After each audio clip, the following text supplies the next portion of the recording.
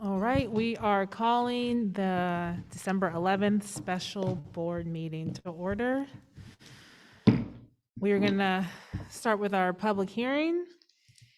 I think we have Brandon on. If you Yes, that's wanted to right. do. Hi, Brandon. Hello. Brandon. Thanks for joining us on a Saturday. Absolutely. All right, so I didn't know if you wanted to say something before we started. I'll just give me one moment to share the screen, and then I think we can get started.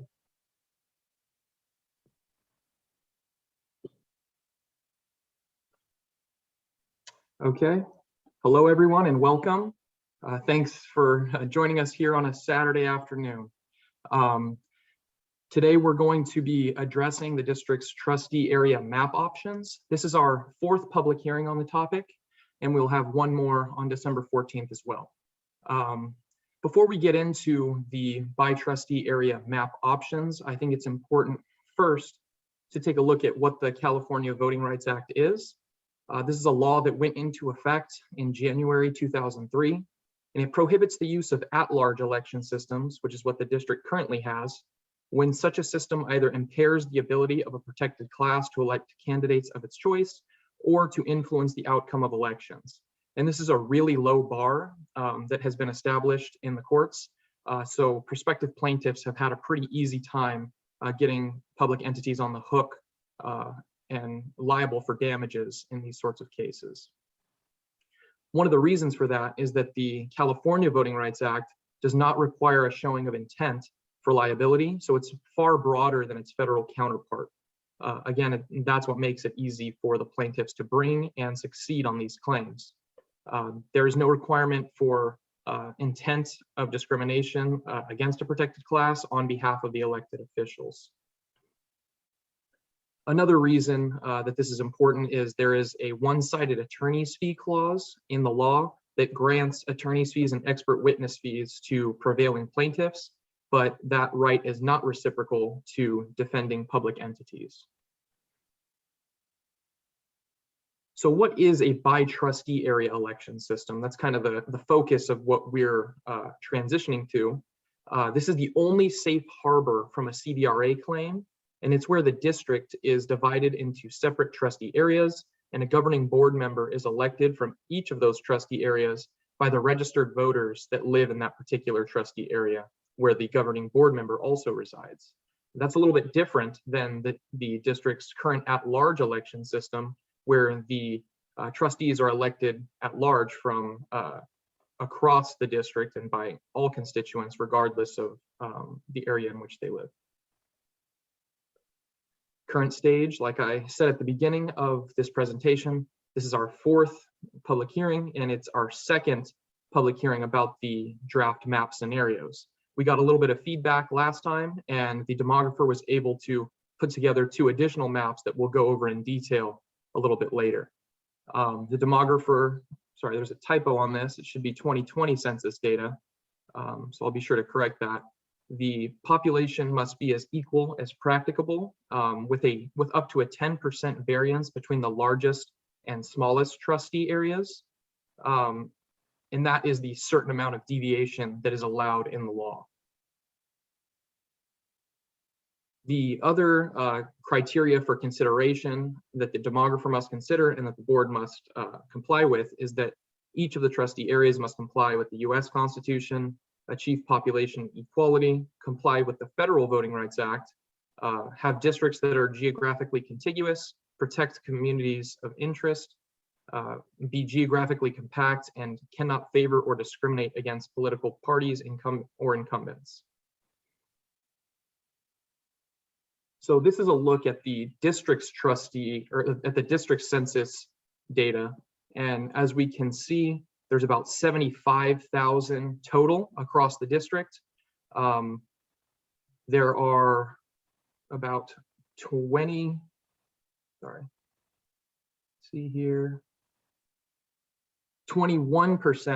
Hispanic Latino, which is the largest racial minority in the district, and about 3,000 Asian population, which is the second largest racial minority in the district. So now if we look at the CVAP, which is the Citizens Voting Age Population Estimates, the likely voters from each of these racial demographics has Hispanic Latino at 12.6% and the Asian community at 3.5%. So this is what we're going to be looking at in each map to see if the maps are actually increasing the minority voting power in each of the scenarios. Okay, and that brings us to scenario 1. We saw this last time, and taking a look at the map itself, trustee area 1 is the yellow area that is in the northeast of the district. Trustee area 2 is the green area in the southeast of the district. Trustee area 3 would be the reddish pink color at the southwest of the district. Trustee area 4 would be the blue that goes central to west. And trustee area 5 would be the purple color at the northwest. As we can see in this scenario, this is the only scenario where 2 trustees would occupy the same trustee area, which would be trustee area 3, and trustee area 2 would be vacant if this is the scenario that the district decides to go with. Looking at the population variance statistics, the largest trustee area would be trustee area 5 with a 2.1% variance, and the smallest would be trustee area 2 with a minus 2.2 variance, which keeps us within the permissible 10% variance. And if we look at the Hispanic Latino voting population, there's an increase in trustees areas 2, 3, and 4 with 14.7%, 13.1%, and 13.4% in those areas. And with the Asian population, a 4.8% in trustee area 1 and a 5.0% in trustee area 2. And that brings us to trustee area 2, which gives us a little bit of a different look.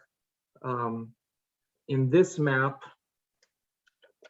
the trustee area 1 still occupies that yellow area that is in the northeast of the district. Trustee area 2 is now centrally located, so it moves up from the southeast to the central area of the district. The trustee area 3 now adopts the area that trustee area 2 gave up in the south of the district.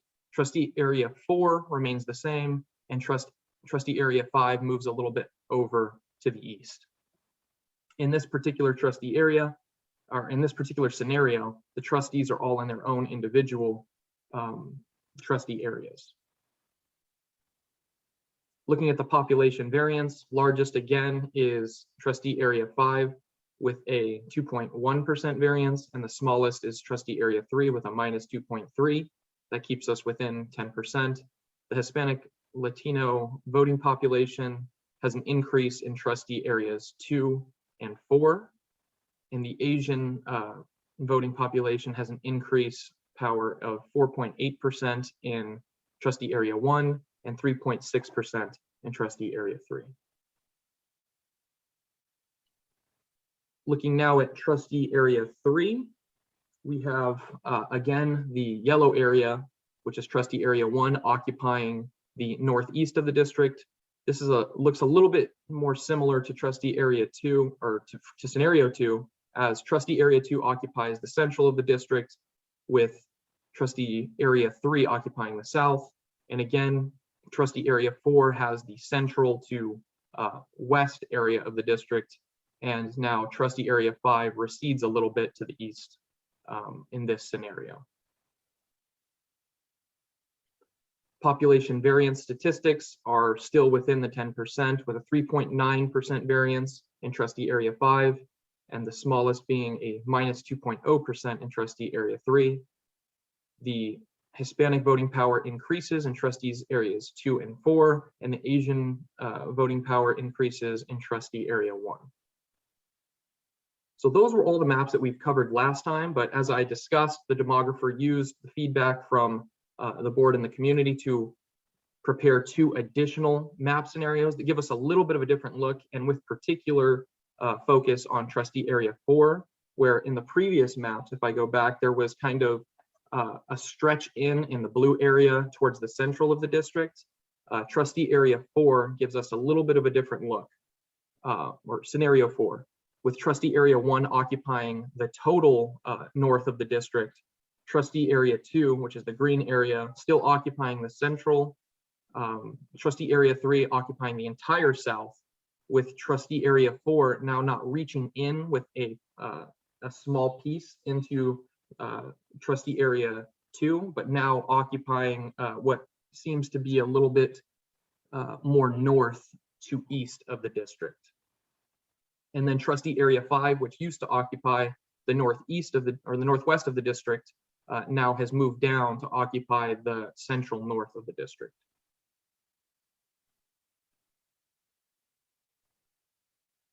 Looking at the population variance, we have still within the 10% permissible. Largest is trustee area 5 with a 2.3% variance, and the smallest is trustee area 3 with a minus 2.8% variance. The Hispanic Latino vote is voting power is increased in trustee area 2 to 18.7%, which is one of the largest we've seen.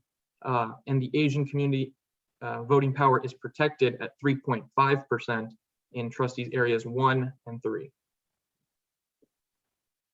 and is increased to 4.5% in trustee area 5. And that brings us to our final scenario that has been created. This goes, kind of combines some of the looks that we had with trustee areas, or with scenarios 3 and 4, where the north of the district is divided between the yellow area, trustee area 1, and trustee area 5, the pink area, but the south is still taken up by trustee area 3. The green area for trustee area 2 remains the same, and the blue area of trustee area 4 is similar to that last scenario 4, where it's not reaching in with a small sliver, but instead kind of occupies the central out to the west. And looking at the population variance here, the largest would be trustee area 1 in this scenario, and it looks to be a little bit better population variance statistics for us, although all of them are still within the 10%. And the Hispanic Latino voting power is increased in trustee areas 2 and 4, whereas the Asian voting power is increased in trustee areas 1 and 2. So at the end of this public hearing, I think we should offer these discussion ideas to the community and also to the board members. We would like to see feedback like which maps you like best, or specifically what elements do you like or dislike about each map. I'll take that information, bring it back to the demographer, and with board direction, we can create a few new maps, maybe make a few adjustments, or kind of get an idea at what the public and the board is liking about each of these maps. The remaining schedule, as I discussed, we've had 4 now. So we did the 2 pre-maps, we've done now 2 post-maps, and all that's remaining on the calendar is December 14th, the 3rd post-map public hearing with an additional action item for adoption. Final thoughts, it's important to know that this does not change the overall district boundaries, and it does not change school attendance boundaries. It does not change how the district is governed. Each board member still represents the entire district and owes a fiduciary duty to the entire district because it's still one district with common goals and challenges. And that concludes the presentation. So I think I'll send it back to end the public hearing or to receive public and board input. Thank you.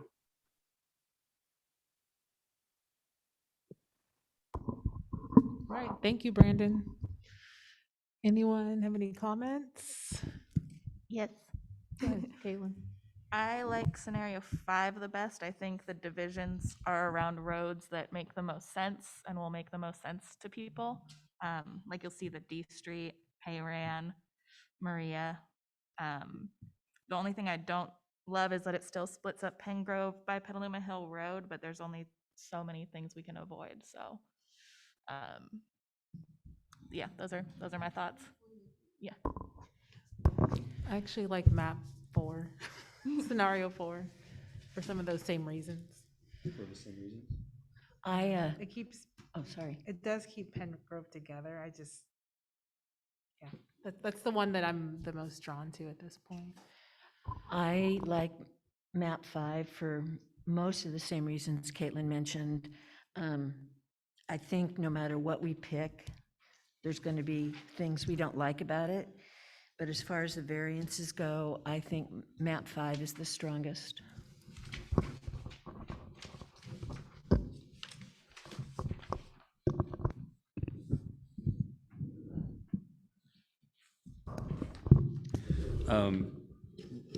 Brandon, I really appreciate that the finger went away in the 2 new maps. That is something I like. What I like about 5 is in terms of shape, the shapes are, the circumference of the shapes are minimized. And, that means it's a much more, yeah, Doesn't look yeah, it doesn't look gerrymandered, right? It's much. Which one was that? 5. The shapes are, more Yeah. compact. And like Caitlin said, Bodega Drive is a real, and D Street are major thoroughfares. That kind of makes sense. Another thing about 5, if I'm correct, I think it concentrates the Latinx voting power the most, I think. Yeah. Okay. So that is appealing also. Yeah, I like both 4 and 5 probably more than the first 3. I did ask the demographer about the finger, and it was for a population grab as well, to kind of make the variance work. But instead, with 4 and 5, we kind of like shifted the areas counterclockwise a little bit and moved them downward. That was also able to achieve that variance. Great.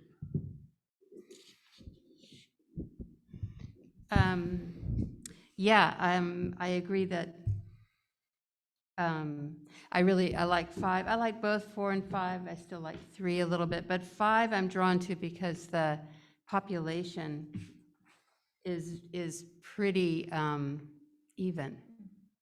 And my problem with 4 is that, you used a 101. And so, I just prefer not, but that problem with 5 is still Pengrove, but everything else about it is really good from my perspective. So,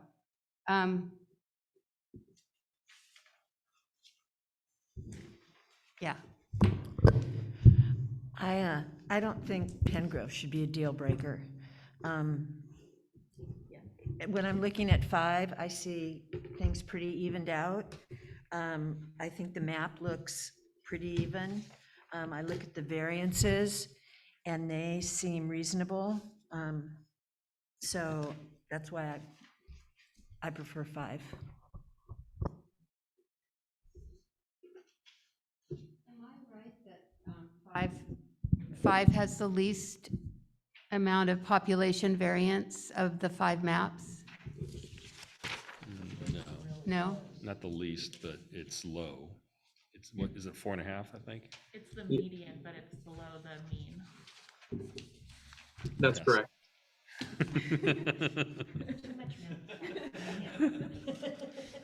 How can you do that so quickly? My mom's an accountant.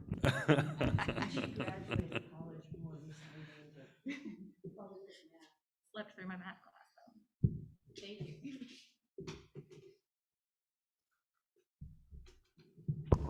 Maybe while we continue the conversation, we can open up the chat, so we can start taking public comments. We have two attendees for the meeting, but feel free to keep talking and we'll just open the chat, see if anyone wants to comment.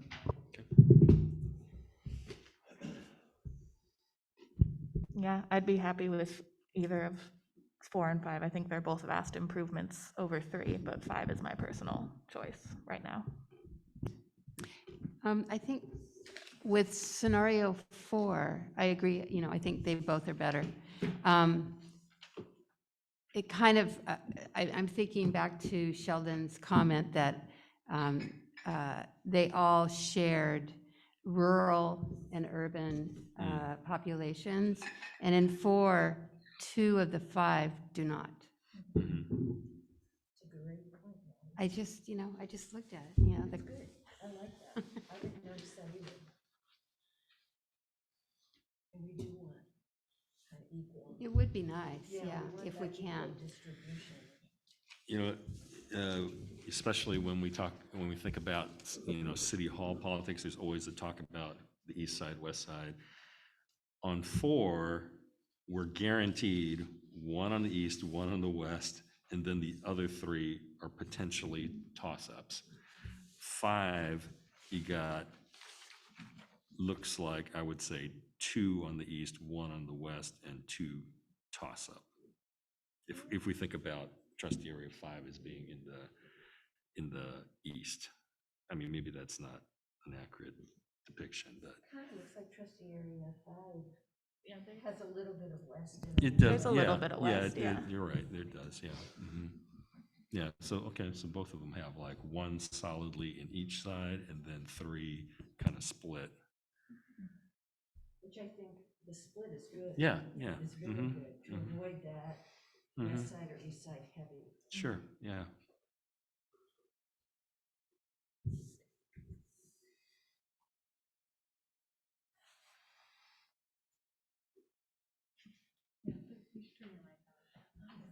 All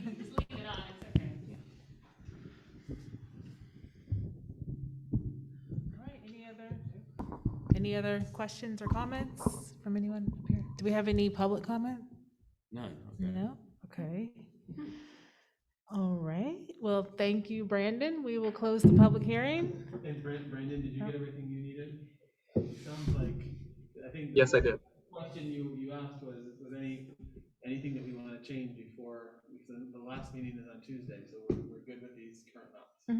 I think so. Yeah. It sounds like we're debating between 4 and 5. Great. Well, thank you for the information. I'll be sure to pass that along to the demographer. If there's anything else you need from me, feel free to give me a call or shoot me an email. Thank you. Thanks, Thank Brandon. you. Brandon? All right, public hearing's closed. All right, wow, adoption and approval of the agenda. I move to approve this very complicated agenda. I second. All in favor? Aye. All right, we are adjourned. Do you have any